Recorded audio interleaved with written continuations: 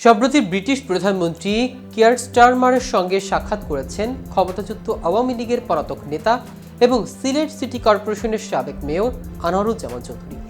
গত বছর ডিসেম্বরে গ্লাসগোর ক্রাউন প্লাজা হোটেলে লেবার পার্টির আয়োজিত এক নৈশভোজে অংশগ্রহণ করেন আনোয়ারুজ্জামান। সেখানে তাকে ব্রিটিশ প্রধানমন্ত্রী কিয়ার স্টারমারের সঙ্গে হাসি মুখে কথোপকথন করতে দেখা গেছে। The Financial Times of guide ফোকাসের প্রতিবেদনে এই তথ্য ফাঁস হয়েছে। কিন্তু মূলত কোন কারণে এই সাক্ষাৎ করেছেন আনোয়ারুজ্জামান এবং এ ব্যাপারে আর কি জানিয়েছেন উক্ত সংবাদ মাধ্যম, চলুন এ বিষয়ে বিস্তারিত জেনে নেওয়া যাক আজকের প্রতিবেদনের বাকি অংশে। কেটিভি নিউজ 24 চ্যানেল থেকে আপনাদের সাথে আছি আমি মাহমুদুর রহমান সিয়াম। দ্য ফিনান্সিয়াল টাইমসের প্রতিবেদনে বলা হয়েছে, দুইজনের মধ্যে সৌহার্দ্যপূর্ণ কথাবার্তার ভিডিও ধারণ করা হয়েছে। আনোয়ারুজ্জামান চৌধুরী সোশ্যাল মিডিয়ায় বলেছেন, বাংলাদেশের বর্তমান পরিস্থিতি সম্পর্কে তারা কথা বলেছেন।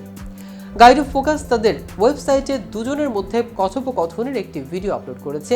দ্য ফিনান্সিয়াল টাইমস জানিয়েছে, গত বছরের ডিসেম্বরে গ্লাসগোর ক্রাউন প্লাজা হোটেলে লেবার পার্টির আয়োজিত নৈশভোজে যান আনোয়ারুজ্জামান। গত বছরের 5 আগস্ট হাসিনা শাসনের পতনের পর বাংলাদেশ থেকে পালিয়ে আসেন আনোয়ারুজ্জামান। বাংলাদেশে একাধিক হত্যা মামলার আসামি আনোয়ারুজ্জামান শেখ হাসিনার ঘনিষ্ঠ মিত্র। খবরে বলা হয়েছে, স্টারমারের সঙ্গে দেখা করার পর গত 8 ডিসেম্বর বাংলাদেশের অন্তর্বর্তীকালীন সরকারের বিরুদ্ধে লন্ডনে হাসিনা সমর্থিত সমাবেশ করেছিলেন তিনি। আনোয়ারুজ্জামান ব্রিটেনের নগর মন্ত্রী টিলিপ সিদ্দিকেরও ঘনিষ্ঠ। একাধিকবার সেসব ছবি তারা সোশ্যাল মিডিয়ায় প্রকাশিত করেছেন।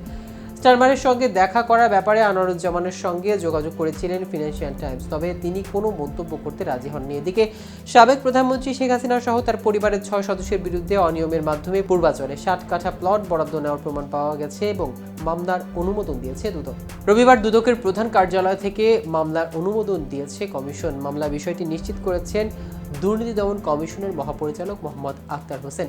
জানা গেছে, অনুমোদিত মামলায় শেখ হাসিনা ও তার ছেলে সজীব ওয়াজেদ জয়, মেয়ে সাইমা ওয়াজেদ পুতুল, বোন শেখ রেহানা, রেহানার ছেলে রাদওয়ান মুজিব সিদ্দিক ববি ও মেয়ে আনজিনা সিদ্দিক রাজুকে 10 কর্মকর্তাকে আসামি করা হয়েছে।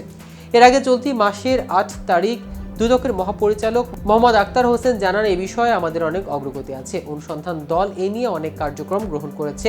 আমাদের হাতে পর্যাপ্ত তথ্য আছে। শেখ হাসিনা সহ পরিবারের 6 সদস্যের বিরুদ্ধে পূর্বাচলে প্লট বরাদ্দের অনিয়মের অভিযোগে দুদক থেকে অনুসন্ধানের সিদ্ধান্ত দেওয়ার কথা গত 27 ডিসেম্বর জানিয়েছে দুদক।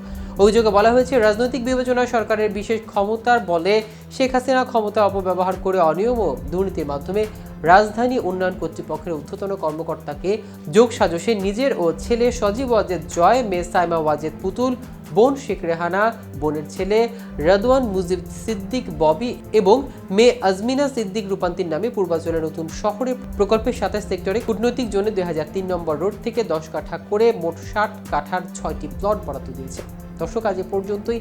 সারা দেশে নিত্য নতুন সকল আপডেট পেতে কেটিভি নিউজ 24 এর সাথে থাকুন। ধন্যবাদ।